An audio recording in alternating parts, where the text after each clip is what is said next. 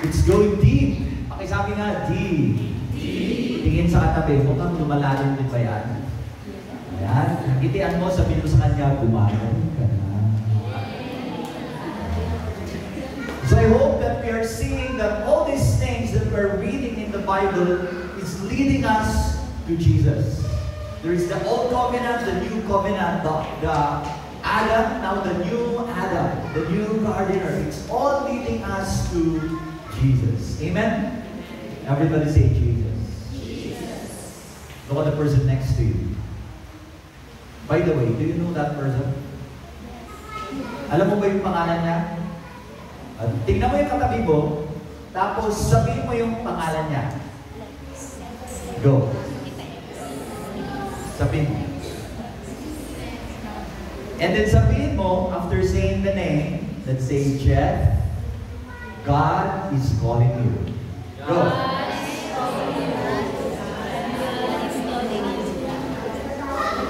God is calling you. Jesus is calling each of us. Jesus is calling each of us by our name. Amen?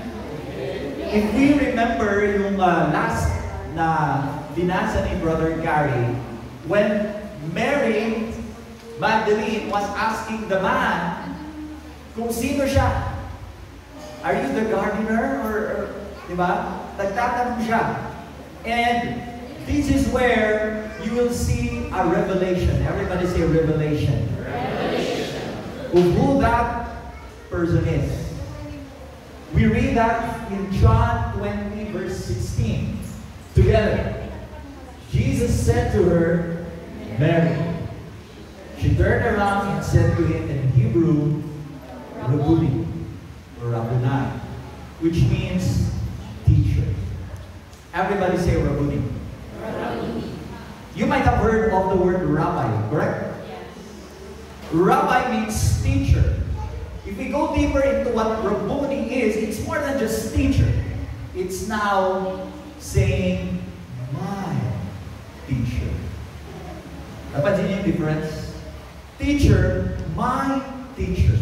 What is this telling us? Ask me what? What? It's telling us that Jesus wants to be personal with you. Amen? You know, doon na kilala ni Mary kung sino siya. Doon niya nakilala na, uy, this person is my teacher. This is Jesus. Nung nagsalita si Jesus. If we read in John chapter 10 verse 27, it says there, my sheep hear my voice. I know them and they follow me. I know them and they follow me. And here's the truth. Listen to this. The truth is this. You recognize Jesus when you hear Him call your name.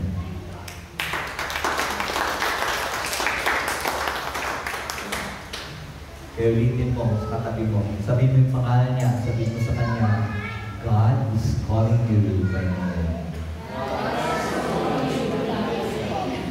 Hindi mo naman sinabi yung pangalan niya. Huwag mo sabihin yung sentence. Ulitin natin. Say the person's name and then say the sentence. Go.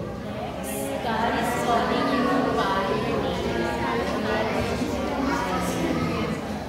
By the way, pag hindi mo magawa yung pinapagawa ko kasi hindi mo pa siya kilala, then it's time to ask the person's name, correct? And we're doing this because I repeat what we are saying earlier, that God's call is very personal.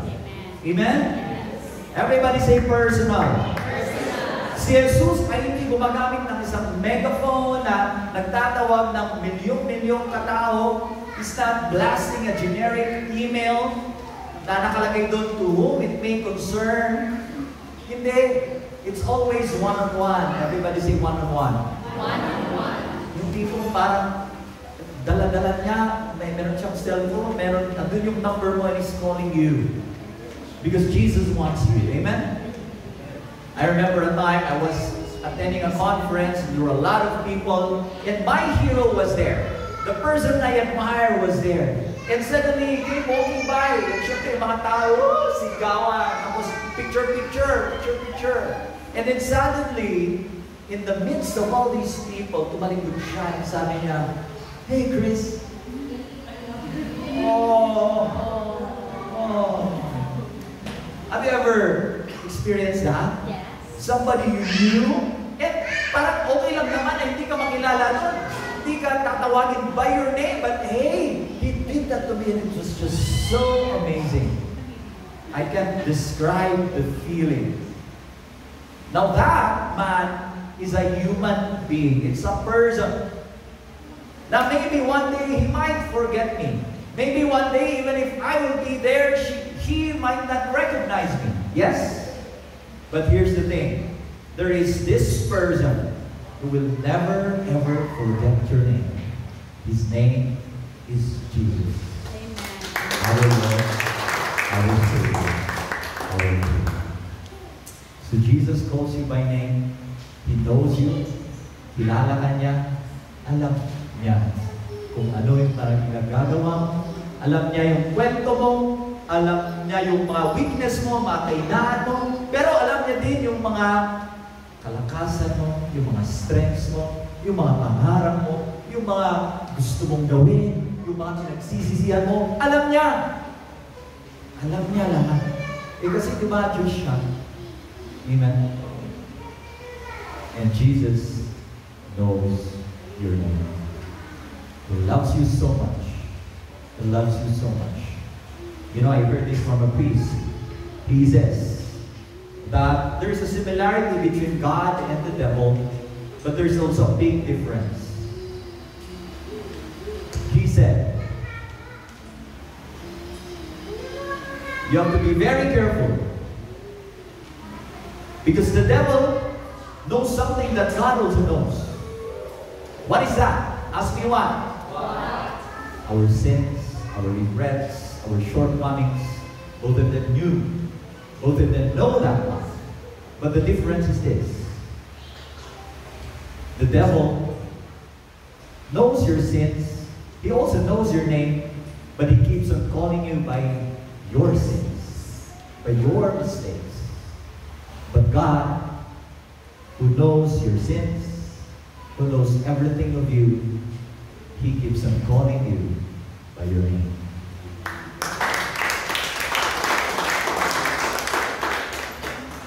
So yes, you recognize your sins. You confess your sins. You say, "I'm sorry, Lord." You can go to a priest and go to confession and say, "Forgive me, Lord." And yes, He wants us to do that, but He's focusing on you, in your name, on how good you are, on your present and future life. Amen? Palakpakan natin. So Jesus knows your name, but not only that. He is also calling you to do something for Him. Sabihin sa katabi, may mission ka. Si Mary Magdalene ay special sapagkat siya ay tinawag at pinadala ni Jesus sa mga apostoles. Yung mga apostles, it means sent. Correct? Everybody say apostles. Everybody say sent. Now Mary Magdalene is sent to those who were sent. You get that? Mary Magdalene is the one sent to those being sent. And we are being called to be like Mary Magdalene. Si Lord ay may specific na pinapagawa sa iyo. There are specific people who God is asking you to reach out to. Bakit? Because Brother Chris cannot reach out to them. And maybe it's you who can reach out to them. Amen? And that's why we're also doing this. We don't just say, "Bo Sanchez, Brother Bo, ikaw na pala lahat. Cardinal, ikaw na lahat." Hindi. Lahat tayo may mission. Amen? Sabihin sa katabi, may mission ka. Ito kahit anong personality mo. Introverted, extroverted, shy, or shiny. nonchalant or OA, hyper, or how you live your life will influence millions because you impact many generations. Amen? Pwede bang basahin mo yan at sabihin mo sa katabi mo, go.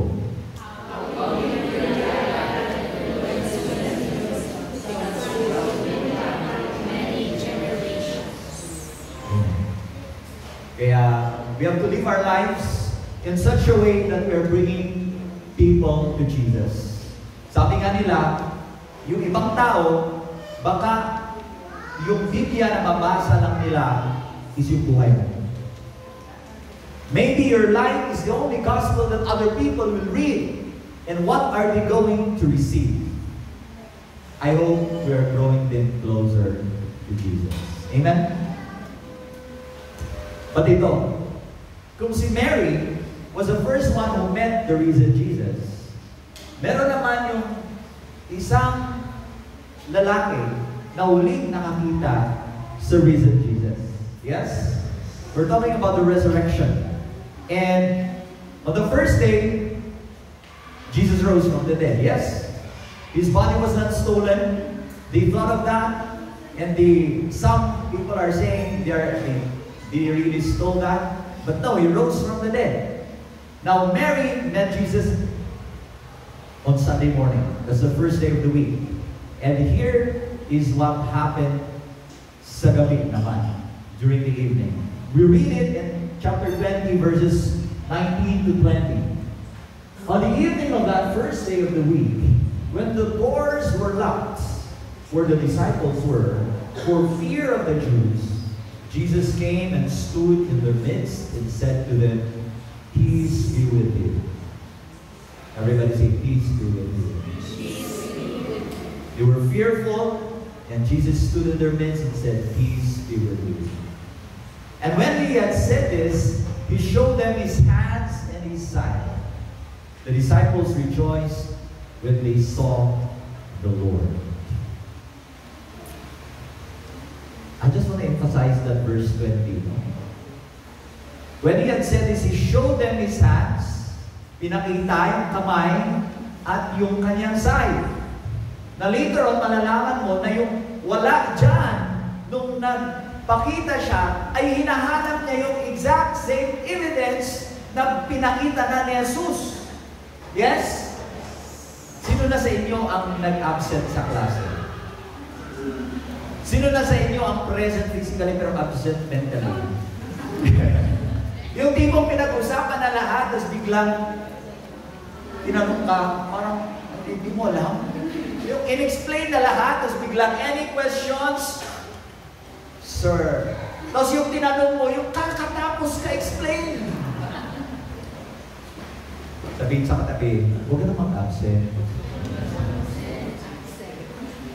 But in that moment when Jesus appeared to them, it was a joyful moment. It was a moment that was filled with joy. Because in the middle of their grief, di ba? Nagluluksa sila. Jesus appears to them. Yes? Now talaga naman, kung ikaw yung nakamiss doon sa first appearance niya, it's like you missed a lot. Yes? Ito nangyari kay Tomas. Meron bang may nakakalang Tomas ko? Yeah. So Thomas, we read it at verse 24. It says there, Thomas, called Didymus, one of the 12, was not with them when Jesus came. Saan kaya pumunta si Tomas? Inutusan ba siya ni Jesus na bumili ng something? Or nanood siya ng The Chosen? Hindi natin alam, no? We'll never know. But we continue to read in verse 25. So the other disciples said to him, "We have seen the Lord." But he said to them, "Unless I see the mark of the nails in his hands, and put my finger into the nail marks, and put my hand into his side, I will not believe. Until that happens, I will not believe." Di ba? Kakapakita lang. Look at my hands, look at my side. To those who were present, and here comes Thomas saying, unless I see his hands in his side, until then will I believe.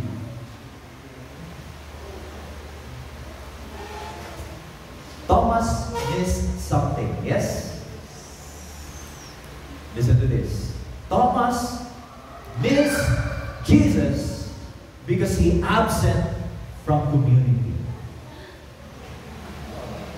Is this speaking to you? That, you know, sa ngayon, it can be easy to be absent. It can be easy to say, sorry, I cannot go to the feast now because I'm busy, I have other priorities. And you know what? Hindi mo sila sinabi yung katuloy na sentence, kasi yung katuloy na sentence was, kasi yung isa, medyo nainis ako sa ginawa niya sa akin. Tapos yung isa, nasaktan ako sa sinabi niya. Yeah? And maybe that could have happened to the 12 apostles as well. Isipin mo yung 12 na kalalakihan na yan. It is possible that nagkaaway din yan, may mga annoyance din yan. Diba? Si Pedro, diba, impulsive siya. Talagang galit siya, sinasabi niya. Right? Si James, diba, sabi na, hothead si James, diba? The son of thunder. And John, the ambitious John, James and John, di ba? Mainis ka, di ba? Sino dito ang nainis ka sa mga kamembro niya sa feast? Taas ka. Taas ka naman. Thank you for your honesty, di ba? Oh, we have weaknesses, yes? We have weaknesses. We commit shortcomings. Mga pagkukulang at mga pagmamalabis. Di ba? And it's easy to say, ayoko na mag-feast. Ayoko na silang kasama. But when we do that, then we will miss Jesus. Then we will be like Thomas, who missed Jesus. So please, don't be absent from God's family.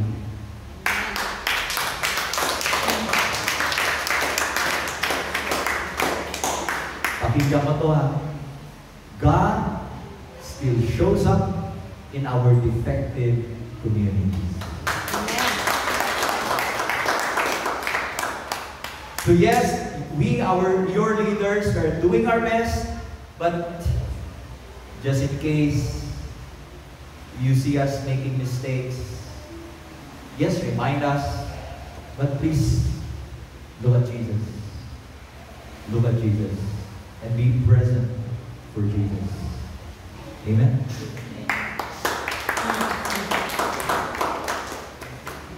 Now, Jesus is so wonderful because the story doesn't end there. If you continue to read verses 26 to 27, it says there, now a week later, his disciples were again inside, and Thomas was with them. Jesus came, although the doors were locked, and stood in their midst and said, peace be with you. So this is now the second time. Everybody say second time. Second time. Andun si Thomas, present siya. Nung hindi pa nagpakita si Jesus, siguro hinihintay niya. Siguro nawiwiwi siya, pero ayun lumabas, baka mag-appear siya, tapos ma-miss ko ulit. And then there, Jesus came, even when the doors were locked, stood in their midst and said, peace be with you. Is there trouble in your heart right now? Are you concerned of something right now? Yes. Are you fearful of missing out on something? Yes. God, Jesus is telling you, peace be with you. Peace be with you. And He doesn't end there. Sabi niya kay Tomas, hindi pa nagsasalita si Tomas, pero sabi niya, put your finger here and see my hands. And bring your hand and put it into my side. And do not be unbelieving, but believe. But believe. ginawa ni Jesus. Ginawa niya, sinabi niya yung hinahanap ni Tomas dati. Hindi niya sinabi na, Thomas, I'm sorry you missed your chance. Hindi niya sinabi yun. Hindi niya sinabi, that's your fault. So ba naman, baka inutusan siyang bumili, tapos siya pa yung my fault. Hindi sinabi ni Jesus na nag-absent ka kasi hindi mo na ako makikita. Hindi. Ito, here's a message for each one of us. Ikaw ba ay parang si Tomas? Nagdududa ka rin ba? Are there doubts in your hearts? Do you have this vagueness in faith? You know, just come to Jesus and go to Him. Kasi alam niya yung mga apprehensions mo, alam niya yung mga concerns mo, alam niya yung mga confusions mo, alam niya yung mga fears mo, alam niya yung pangalan mo, and He's going to meet you where you are.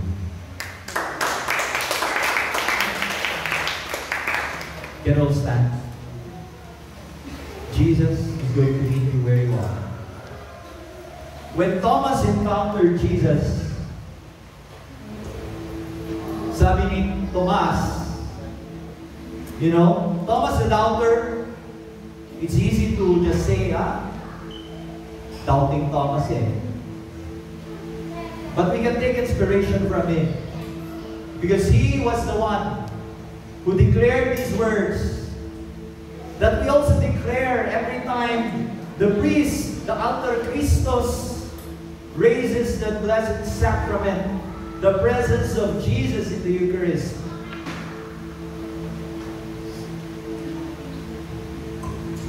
Thomas was the one who first said, my Lord and my God. My Lord and my God.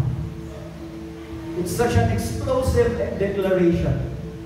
For the first time in the Gospel of John, someone actually says that Jesus is God. Na si Jesus ay Diyos. Because Thomas encountered Jesus in a very personal way. Jesus met him where he was. And I repeat what Brother Gary said, that when people encounter Jesus, their lives change forever. Their lives change forever. And that's why when we say that we are encountering Jesus here at the feast, I hope and pray that we are changing our lives. If our direction is away from God, then at least, even just by a degree change in angle to the direction toward Jesus, then we do that. We do that. It might take time, just like the Nicodemus and other people that were mentioned. It may take time, but hey, what's important is you're changing your life and going closer to Jesus. Of course, mas maganda kung mas mabilis. But that's not our job. Si Lord na bahala. Anong pacing mo? Anong pacing ko? Of course, our prayer is sa Kanya talaga tayo pupunta. And sana sa ngayon, amidst all our doubts and fears, all our questions, we're going to hear His voice. Kasi tinatawag tayo ni Lord sa ating pangalan. And Jesus is calling us by our name. And so as we worship, have this personal encounter with Jesus. And you know, Brother Gary was sharing about the feast one. I was there as well. In the face, the TV, Jesus was there. Jonathan Rumi. There were thousands who gathered. And there were 650 people who were given passes to have a photo op with Jonathan Rumi. The Jesus in the Chosen. the actor who portrayed Jesus in the truth. And I'm going to share my reflection. Because amidst that very long line, ang haba, 650 people, ilang oras? Ilang oras pinila niyo? But when I was there, face to face with a man, it was all smiles. He was so accommodating. He was so friendly, and I really saw Jesus in him. And I felt, wow. And he put his hands on my side and we took a picture. I gave my phone to the photographer. Meron pang dalawang photographer. Ang daming pindot nung umawak ng phone ko. So I was excited. Ang daming pictures yun. But when I went out, I had one picture. I had one picture. And you know what my reflection is? Jesus, the real Jesus, He's accommodating, He's loving, He's merciful, He's gracious to us. But we also have to remember that we have only one shot in this life. We have one life to live. And are you going to make the most out of that one shot? So make every day, every feast, every waking day of your life an encounter with Jesus. Because you'll never know